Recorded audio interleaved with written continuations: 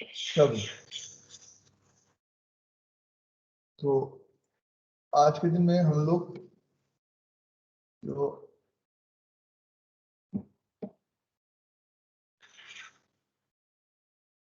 Books of prime entry बेटा,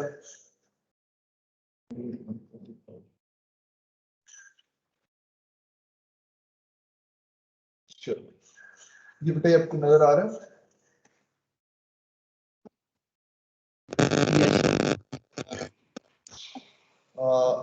अब इसके बीच में कहता है बुक ऑफ प्राइम एंट्री में सेल्स डे बुक है, सेल्स रिटर्न डे बुक है, और purchase day book, purchase return book, फिर कैश बुक, कलेक्टिवली दोनों को मिलाने रिसीट और पेमेंट को, फिर जाना ना आपके पास पोस्टिंग ट्रांजैक्शन जी जरा देख लेंगे आगे, कंट्रोल अकाउंट्स में आगे डिस्कस कर लेंगे। अच्छा ये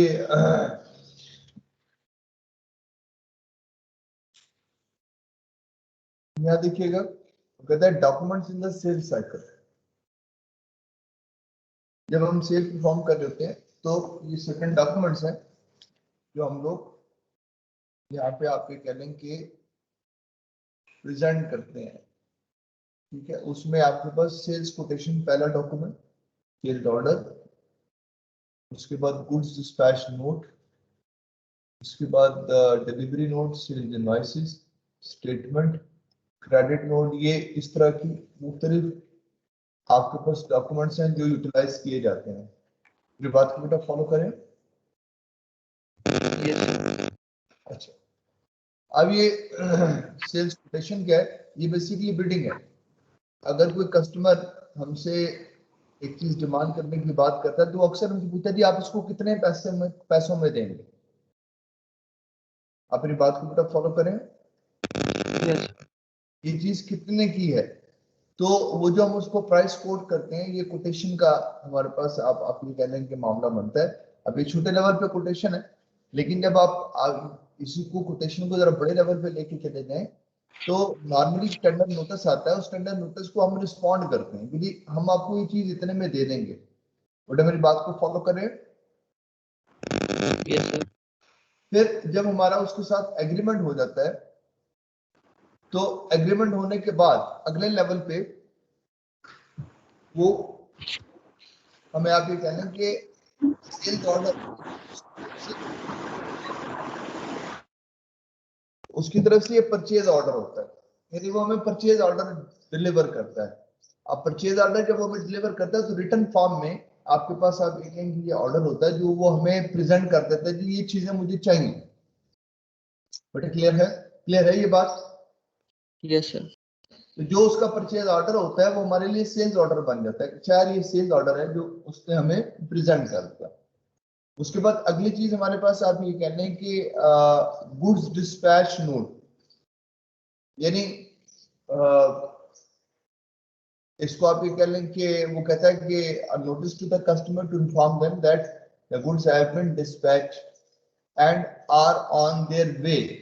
तो कहता है यार गुड्स को हमने डिस्पैच कर दिया और वो रास्ते में है। गुड्स डिलीवरी नोट, वो कहता है कि a note that accompanies the goods, our customer will check this to make sure that it agrees with his order and it is consistent with what has actually been delivered। अच्छा बेटा यहाँ सुनिएगा, actually ये जो goods dispatch note है और goods delivery note है, ये इसको इसने दो हिस्सों में डिवाइड किया हुआ है कि जब हम यहाँ से चीजें निकालेंगे तो उसको एक नोट भिजवा देंगे, फिर उसको गुड्स डिलीवरी नोट भी देंगे। ऐसा प्रैक्टिकली नहीं होता। प्रैक्टिकली आपके पास एक ही नोट होता है जिसको गुड्स डिलीवरी नोट या गुड्स डिलीवरी रिपोर्ट बोला जाता है।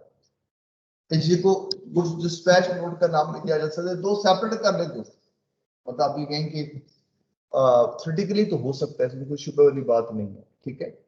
तो आप ये कह लें कि जब ये चीजें उसको डिलीवर की जाती हैं तो एक पूरी डिटेल के साथ जो हमारा वेयर हाउस होता है उसको पूरी डिटेल के साथ उसको बता देता है कि यार ये जो हमने सामान आपको भेजा है, ठीक है बेटा। और फिर कस्टमर उसको चेक कर देता है, तो कस्टमर उसके क्रॉसपॉन्डिंग अपने पास एक गुड्स रिसीट नोट मेंटेन कर लेता है कि हाँ ये चीजें हमने रिसीव कर ली है, ठीक है बेटा। तो ये जो दो नोट्स हैं इनकी जगह पे एक ही आपके पास चीज चलती है। क्लियर है ये बात? Yes sir. अच्छा, उसके बाद सेल्स इनवाइस वो बिल है जो हम उसको देते हैं। यानी एक तो है ना कि हमने उसको बताया फिजिकली ये चीजें आपको भेजनी है, तो एक उसको बिल भी तो बना के भेजना है, तुमने इसके पैसे कितने देने हैं। तो बिल जो हम उसको डिलीवर करते हैं वो आपके पास, आप ये कह लेंगे कि वो हमारे पास सेल्स इनवाइस कहलाती है। क्लियर है? Yes sir.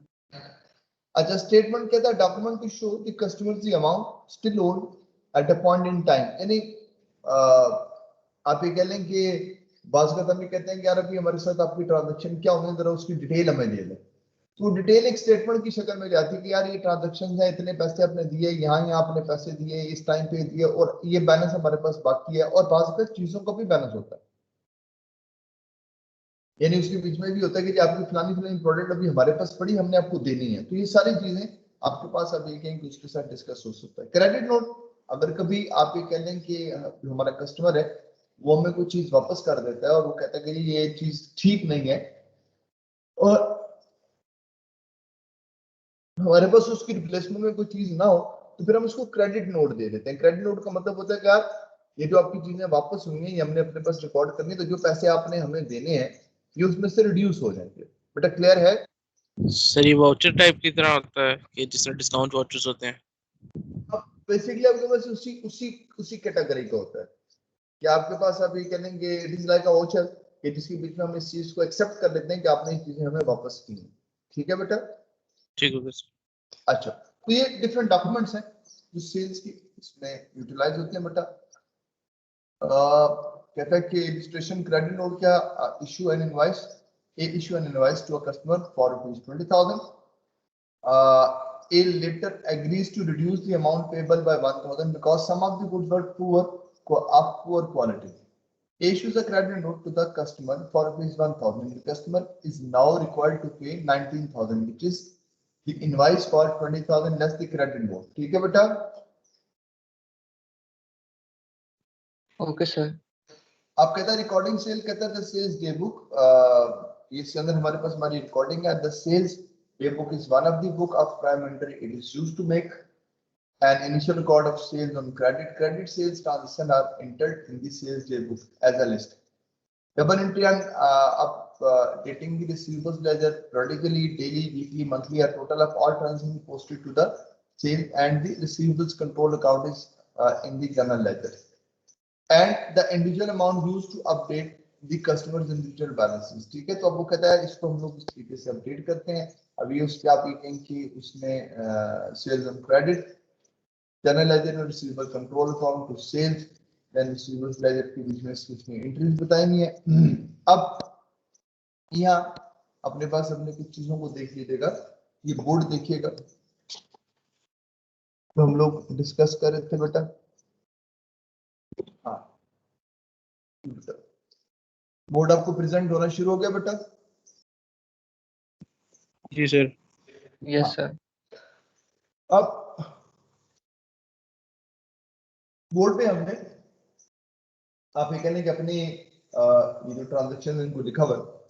अब हम करेंगे क्या, जब हमने अपने पास अपनी चीजों को रिकॉर्ड कर लिया तो सेल्स तो रिकॉर्ड हो गई, परचेज तो रिकॉर्ड हो गई। अब हम करते ये हैं कि जो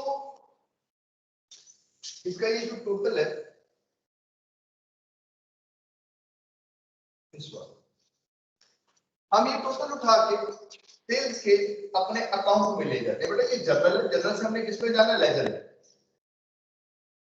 बेटा मेरी बात समझ में आ रही है? Yes sir. तो सेल्स अकाउंट जो हम बनाएंगे उस सेल्स अकाउंट में ये जो अमाउंट है इसको टोटल करो बेटा, देखो क्या बनती है। 7,000 प्लस 11,000 18,000 20।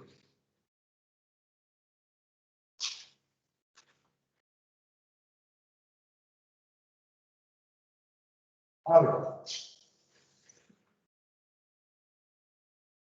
डेट वाइज टोटल करो, यहाँ से यहाँ तक टोटल क्या है?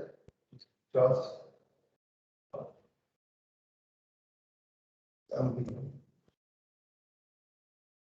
20 देखो ये गलत तो नहीं है। हाँ बेटा। ठीक है सर। और टोटल इसका 1,03,000। यस सर, यही है। अब यहाँ पे क्रेडिट साइड सेल्स इंक्रीज हो गई बेटा, कितने से 1,03,000। और बेटा किसकी वजह से आई? रिसीवेबल्स। ठीक है बेटा। Okay sir. यस। अच्छा, इसी तरीके से रिसीवेबल हमारे एसेट्स क्रेडिट सेल की वजह से इंक्रीज हो गए बेटा। तो रिसीवेबल्स के अकाउंट में हमारे पास डेली, ये डेली आपके पास अपना मामला खुलता है। हमें लिखने के यार कि 1 जनवरी 21 के सेल्स हुई 71,000। 2 जनवरी 21 के सेल्स हुई 32,000। बेटा क्लियर है? Yes sir.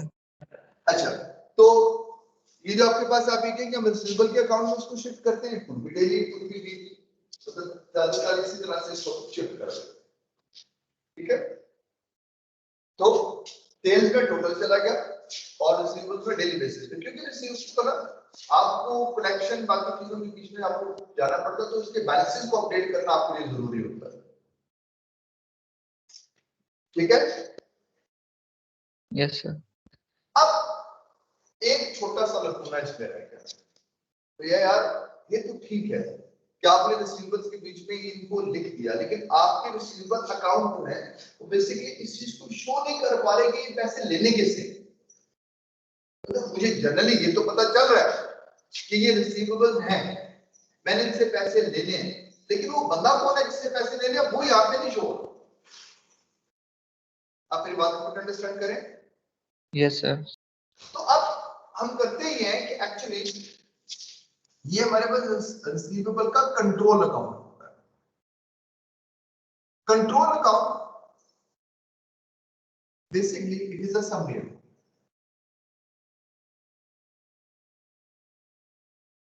यानी रादर देन कि मैं हर एक का अलग अकाउंट बनाऊं, ए का अलग B C D E F G H कहता नहीं, तुम इनको कलेक्टिवली समरी बनाओ, टोटल देख लो क्या है। तो मेरी बात को फॉलो करें। Yes sir. अच्छा, फिर आपके पास एक सेपरेट डिपार्टमेंट जिसने आप कहेंगे इनके इंडिविजुअल पर्सनल अकाउंट को जिसने मेंटेन करना है। ठीक है, तो हमारे पास एक सेपरेट डिपार्टमेंट होगा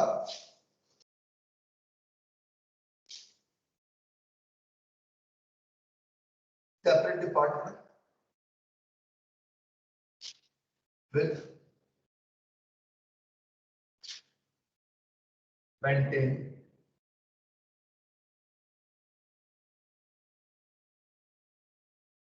the full detail of personal accounts of receivables। उनको रिसीवेबल्स की पूरी डिटेल आपका ये जो डिपार्टमेंट है ये रखेगा। तो मेरी बात को अंडरस्टैंड करें।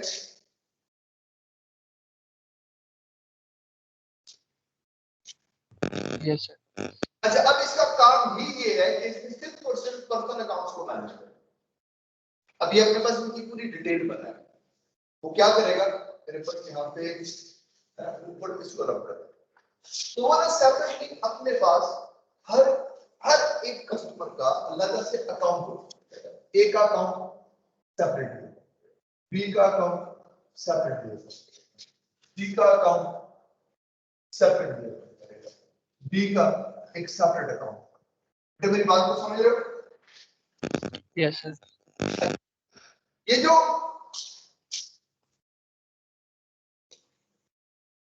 आपको नजर आ रहा है बेटा बोर्ड? Yes Yes, sir.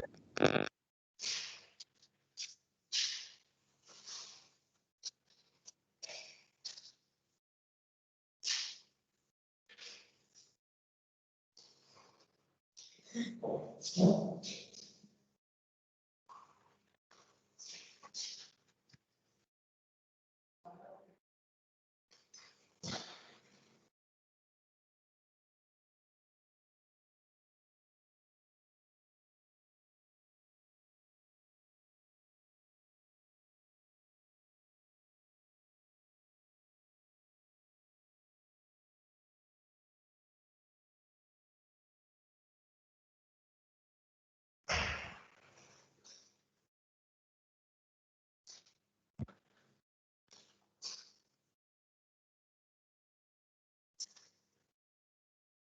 बेटा मेरी आवाज आ रही है?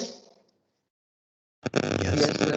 अच्छा, तो ये जो सेपरेट अकाउंट है, इसके अंदर हम उसके ट्रांजैक्शन लिखेगा कि यार कैसे मैंने पैसे कितने ले रहे थे, सेल कितनी की, अगर उसने कुछ सेल रिटर्न की तो वो क्या। अब यहाँ पे आपके पास आप देखिए कि हर बंदे के अलग-अलग डिटेल है उसके पास होना है। बेटा क्लियर है? Yes, sir. अच्छा, उसके बाद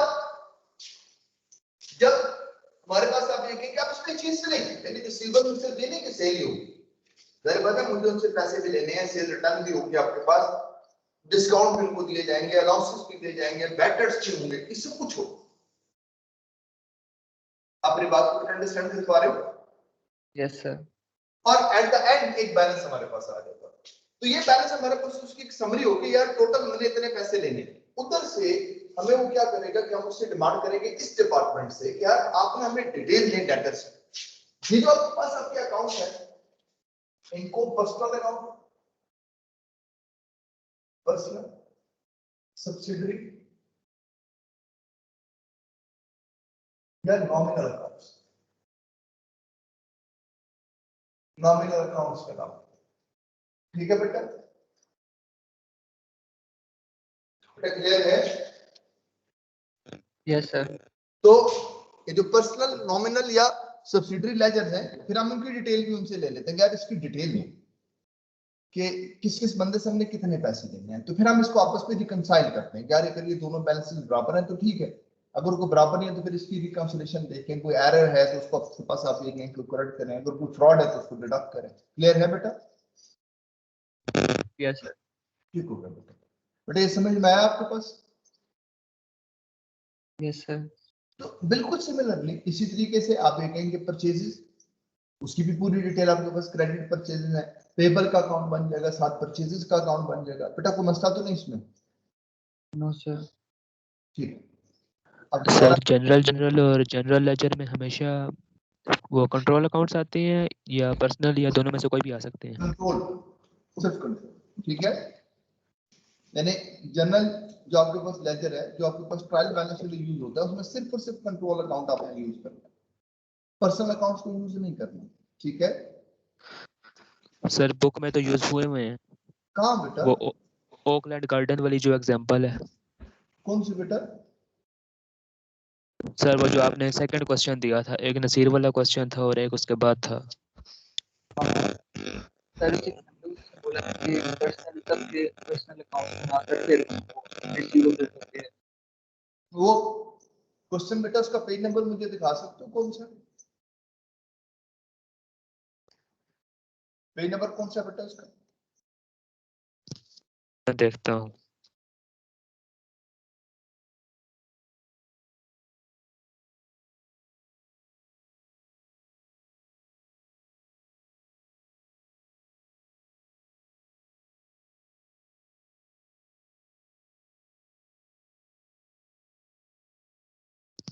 सर जो न्यू स्टडी टेक्स्ट है उसके पेज नंबर 124 पे क्वेश्चन है और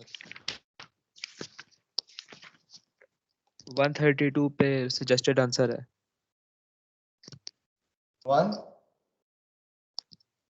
124. ये वाला क्वेश्चन? Yes, sir. हाँ, इसका सजेस्टेड आंसर 132 पे है, उसमें इसने पर्सनल अकाउंट्स यूज किए हुए हैं। उसको छोड़ दो। कहता है following transaction in May 2013 and are those of a new business entity होमा, ठीक है? ये आपके पास आपकी उसने कहा कि setup the entity with a capital of 2.5 million, bought goods on credit from the following supplier, which is companies Flower City, D Gibson. ठीक है बेटा, ये उसने मुख्तलिफ नाम दिए। Sold goods on credit to the office company, B Crock आपके पास, टेक्सास चेन स्टोर्स आपके पास, तो उसने बता दिया। पेड रेंट है, ऑफिस है। आप कहते हैं रिक्वायरमेंट कहता है use T accounts to show how these transaction should be recorded in the main ledger. ठीक है बेटा, यस सर। आगे कहते हैं accounting system maintain separate account for each individual payable and receivable in the main ledger. आपके पास समझ में आ रही? Yes sir. तो ये जो इतनी डिटेल से उसको ये बात कहने की यहाँ पे जरूरत आ गई, इसका मतलब है कि वो जो है वो नॉर्मेलिटी से हट के एक्सेप्शन पे जा रहा है। आप मेरी बात को अंडरस्टैंड कर रहे हो? Yes sir. इसलिए उसने हमें बड़ी डिटेल से बात की। वैसे तो ये कंबाइन होते हैं, लेकिन क्योंकि अभी तुम शुरू के बीच में अपनी प्रैक्टिस के फेज में हो, तो मैं तुमसे ना ये जो छोटे लेजर्स है ना इनके ऊपर बात करूंगा कि तुम बजाय इसके कि मेन लेजर में कंट्रोल अकाउंट लेके आओ, क्योंकि अभी लोगों को कंट्रोल अकाउंट का इस लेवल पर आइडिया नहीं होता। ठीक है, ओके सर। इसमें इसको सिंपलीफाइड वर्जन में रखने के लिए यहाँ पर सेपरेट लेजर्स को ही मेन लेजर के बीच में उसने शिफ्ट कर दिया। आपको मेरी बात समझ में? सर लेकिन कंट्रोल अकाउंट भी तो नॉर्मल टी अकाउंट की तरह ही होते हैं। हाँ बेटा, बिल्कुल नॉर्मल टी अकाउंट की तरह होते हैं, लेकिन जो कंट्रोल अकाउंट्स होते हैं, कंट्रोल अकाउंट का आपके पास अपनी कुछ मतलब अलग सी यूटिलिटीज है, और वो आपके पास आप ये कह लें कि आप जैसे आप में से कोई लोग ऐसे हैं जिन्होंने पहले से अकाउंटिंग पढ़ी हो। पढ़ी है सर मैंने, आपने क्या किया होता बेटा? ए लेवल्स किया हुआ। ए लेवल्स किया। जिन लोगों ने ए लेवल्स किया उनको तो कंट्रोल अकाउंट के बारे में आइडिया होता है। जिन्होंने आईकॉम बीकॉम किया होता है उनको कंट्रोल अकाउंट के बारे में कुछ आइडिया नहीं होता ये क्या चीजें। मेरी बात को अंडरस्टैंड कर रहे हैं? Yes sir. अच्छा, अब दूसरी बात ये है कि यहाँ पे आपके पास आपका वो भी टी अकाउंट है, लेकिन ये जो टी अकाउंट है ये सेपरेट है, एक समरी की शक्ल में होता है, जिसमें सारी चीजों को मर्ज किया जाता है। कंट्रोल अकाउंट खाली रिसीवेबल पेबल के नहीं है, और भी कंट्रोल अकाउंट्स होते हैं जो हम लोग यूज करते हैं। ठीक है, तो आपने अपने माइंड में इस चीज को रखना है कि जिस अकाउंटिंग सिस्टम को आप फॉलो करेंगे उसमें पर्सनल अकाउंट्स मेन लेजर में नहीं आएंगे, उसमें पर्सनल अकाउंट्स जो है वो सब्सिडरी रिकॉर्ड के तौर पे चलेंगे, और मेन लेजर के बीच में ये जो कंट्रोल अकाउंट्स है ये प्रेजेंट होंगे। Got the point? ठीक है,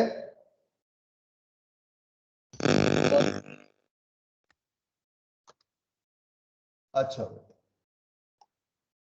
यहां तक बेटा बात समझ में आ गई?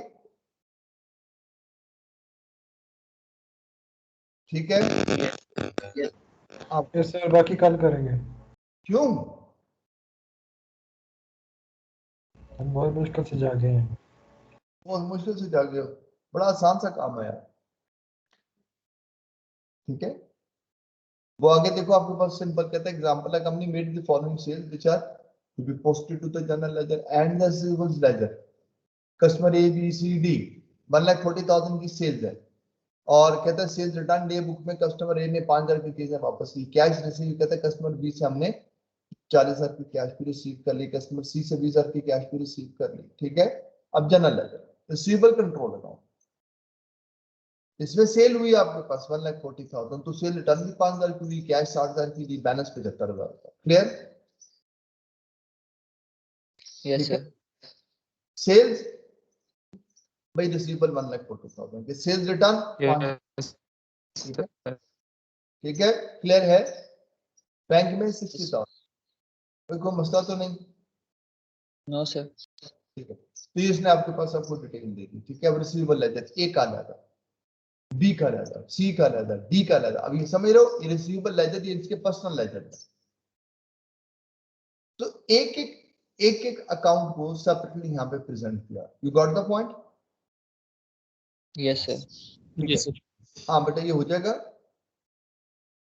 इंशाल्लाह जाएगा सर। सर।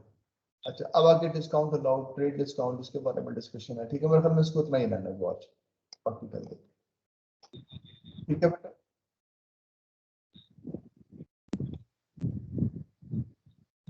अच्छा बच्चा।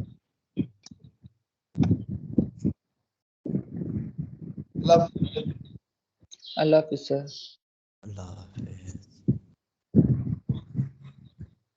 ये तो सुता